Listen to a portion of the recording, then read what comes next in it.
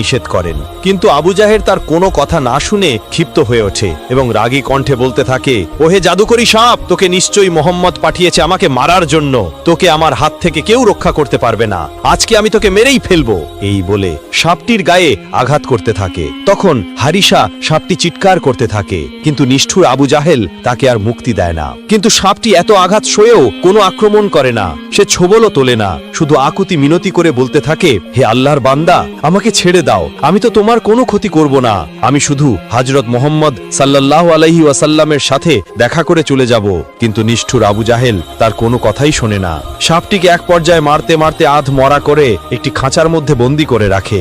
খাঁচায় বন্দী থাকা অবস্থায় সাপটি কান্না করতে থাকে এবং মহান আল্লাহ রাব্বুল আলামিনের কাছে আর্তনাদ করতে থাকে। তখন সেই হারেসা সাপটি আল্লাহর কাছে বলে, হে আর রব্বুল আলামিন, আপনি আমাকে মৃত্যু দিন, আমার কোনো আফসোস নেই, কিন্তু মৃত্যুর আগে একবার হলেও আমি আপনার হাবিবের সাথে দেখা করতে চাই।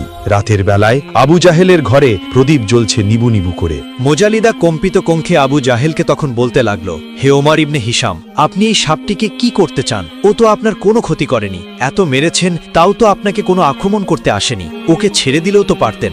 মোজালিদার এই কথা শুনে নিষ্ঠুর আবু জাহেল অনেক রেগে গেল, তার গালে একটি সাথে সাথে চড় মারল এবং তখন মোজালিদাকে বলল, পাগল হয়ে গেছো তুমি, ও মুহাম্মদের নাম নিয়েছে, নিশ্চয়ই মোহাম্মদ ওকে জাদু করে পাঠিয়েছে, তাই সাপ হয়ে ও কথা বলতে পারছে, আর আমি ওকে কখনোই ছেড়ে দেব না, আমি এর প্রতিশোধ অবশ্যই নেব। এভাবেই তর্ক বিতর্ক করে তারা এক পর্যায়ে ঘুমিয়ে পড়ে। কিন্তু মোজালিদার অন্তর ছিল অনেকটাই নরম, তার মনে ছিল অনেক মায়া, সে সহ্য করতে পারল না। গভীর রাতে সে ঘর থেকে বের হয়ে গেল।